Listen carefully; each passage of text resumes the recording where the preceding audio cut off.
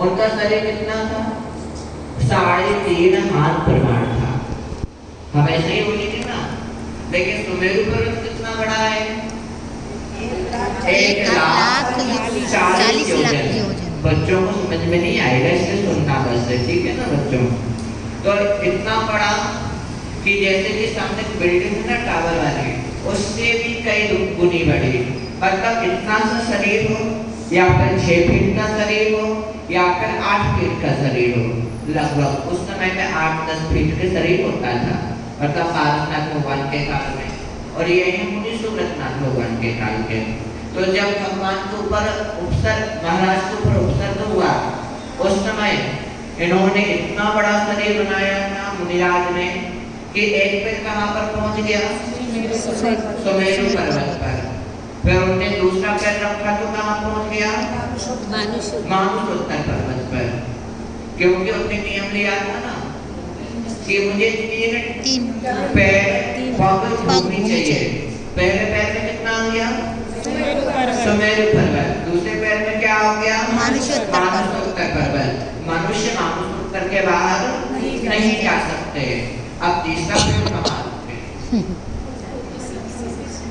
तो बाली ने कहा था, महाराज सिर्फ मेरी पीठ ही बची है, आप अपना पैर कहाँ रख दो? मेरी पीठ पर रख दो। अब जो हमारा मंदिर मतलब 2.5 दीप है, वह कितने योजन प्रमाण है? कितने? 45 लाख योजन प्रमाण है।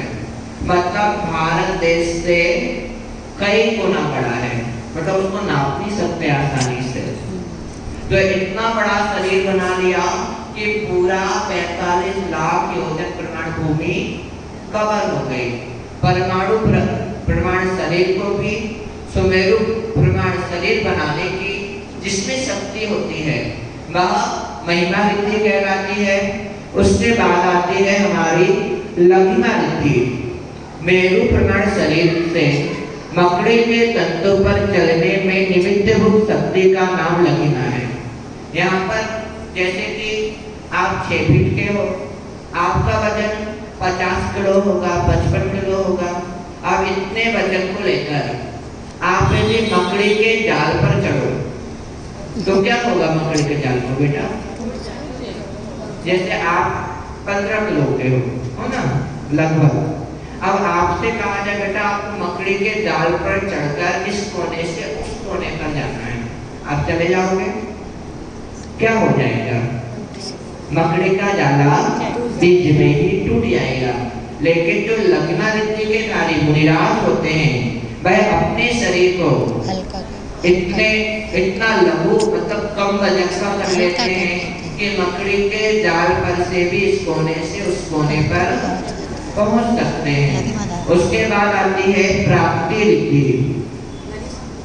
प्राप्ति रिद्धि तीसरे नंबर की भूमि में स्थित रहकर, मतलब कोई मुनिराज भूमि पर बैठे हैं, हाथ से चंद्रमा सूर्य के बिंब को छूने की शक्ति का नाम प्राप्ति रिद्धि है। कोई मुनिराज यहाँ जमीन पर बैठे हुए हैं, मतलब मध्य लोक में मुनिराज का वास होता है, मध्य लोक पर बैठे हुए हैं। यहाँ से सूर्य चांद कितने ऊपर है आंटी? सूर्य चांद 700 योजन से भी ज्यादा ऊपर है, 700 योजन से ऊंचे हैं। तो इतना बड़ा मन तो है नहीं मुनिराज का कि उतने ऊपर चला जाए। सामान्य मुनिराज का यदि मैं चाहूँ चांद सूरज को छू लूं तो मैं ऐसे हाथ करूंगा तो चांद सूरज आ जाएंगे? नहीं आएंगे। लेकिन जो प्राप्ति रिद्धिधारी मुनिराज होते हैं वह ऐसा हाथ करेगा तो हाथ ऊपर ऊपर ऊपर ऊपर ऊपर ऊपर ऊपर ऊपर ऊपर ऊपर ऊपर ऊपर ऊपर ऊपर चला जाएगा। और वो क्या करेंगे? चांद को और सूर्य को छू लेंगे। उसके बाद चौथी आती है प्राकाम्य रिद्धि। कौन सी रिद्धि आती है? प्राकाम्य रिद्धि। इसका मतलब होता है कुलाचल। मतलब जब हम जम्मू-द्वीप का डायग्राम पढ़ते हैं ना तो उसमें 6 पर्वत होते हैं। उन 6 पर्वत को कुलाचल भी कहते हैं। और मेरु मतलब सुमेरु पर्वत एवं अन्य पर्वत के पृथ्वी कायम जीवों को बाधा ना पहुंचाकर उनमें तपस्रण के बल से उत्पन्न हुई गमन शक्ति को प्राकाम्य रिद्धि कहते हैं। मतलब कुलाचल पर्वत है, मेरू पर्वत है और अन्य अन्य भी पर्वत हैं, तो उनके अंदर भी रहकर प्राकाम्य रिद्धिधारी मुनिराज तपस्या करते हैं। लेकिन उनके आश्रित जो जीव होते हैं उनके लिए किसी भी प्रकार की बाधा नहीं पहुंचती। जब हम साइंस में पढ़ेंगे तो साइंस में बताया जाता है जो पर्वत आदि होते हैं, आपने सुना होगा कि पेड़ में जीव होता है कि नहीं होता? होता है। पानी में जीव होता है कि नहीं होता? होता है। वायु में जीव होता है कि नहीं होता? अग्नि में जीव होता है कि नहीं होता? उसके बाद पृथ्वी में जीव होते हैं ना।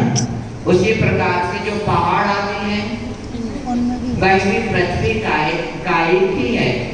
कभी कभी देखते हैं एक पत्थर बढ़ता हुआ दिखता है, नॉर्मल तो नहीं देख सकते, लेकिन ऐसा कहा जाता है कि पर्वत में भी बढ़ने की शक्ति होती है।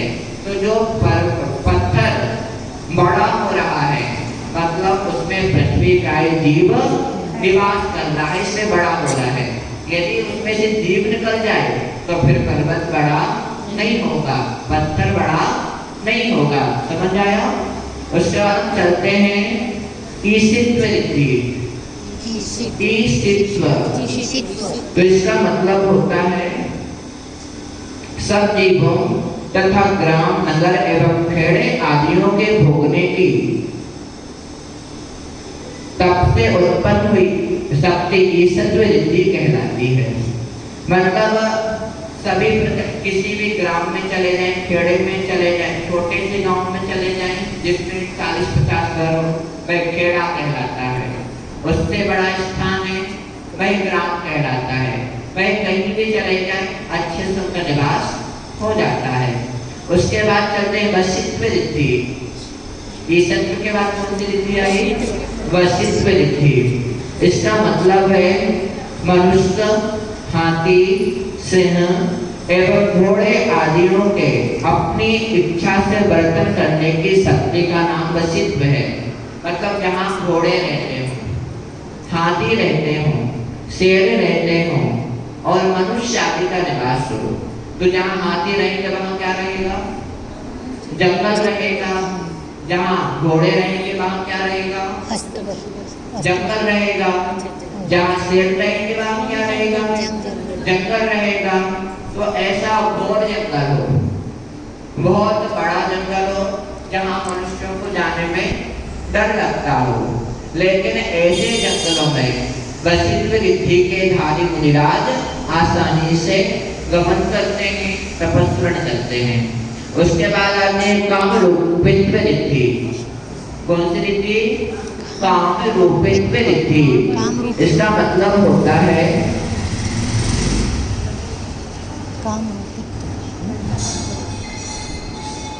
अभिषेकृत का भी उनका आकार नष्ट किए बिना